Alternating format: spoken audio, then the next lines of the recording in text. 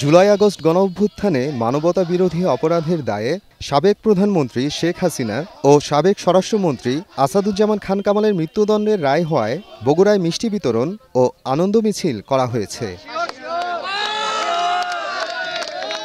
আন্তর্জাতিক অপরাধ ট্রাইব্যুনালের রায় ঘোষণার পরপরই বগুড়া শহরের সাতমাথায় শহীদ পরিবার জুলাই যোদ্ধাদের নিয়ে আনন্দ মিছিল করে বগুড়া ছাত্রদল। পরে জুলাই স্তম্ভের সামনে মিষ্টি বিতরণ করা হয়। শহরের জলেশ্বরীতলায় অস্থায়ী কার্যালয় থেকে সাতমাথায় জুলাই স্তম্ভে আনন্দ মিছিল নিয়ে আসে এনসিপির নেতাকর্মীরা।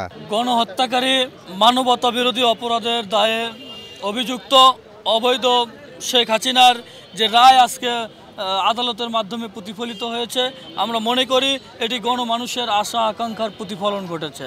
আমরা এই রায়ে শুধু সীমাবদ্ধ থাকতে চাই না, এই রায়কে অতি দ্রুত সম্ভব বাংলাদেশের মাটিতে জনগণের সামনে প্রকাশ্যে খুনি হাসিনার ফাঁসির রায় বাস্তবায়ন করার পর্যন্ত আমরা জনগণ এবং ছাত্র জনতা সকলে ঐক্যবদ্ধভাবে রাজপথে থাকব।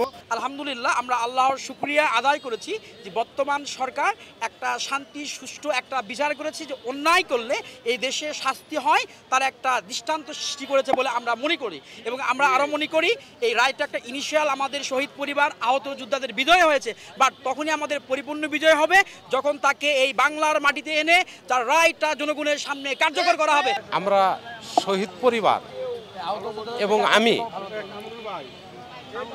আংশিকভাবে সন্তুষ্ট, তখনই আমরা সম্পূর্ণরূপে সন্তুষ্ট হব যখন এই রায় বাংলার জমিনে কার্যকর হবে। এ সময় আগেই ভেঙে ফেলা আওয়ামী লীগ কার্যালয়ে আগুন দেয় বিক্ষুব্ধরা। পরে স্থানীয়দের সহযোগিতায় দ্রুত আগুন নিভিয়ে ফেলে পুলিশ। সময় সংবাদ, বগুড়া।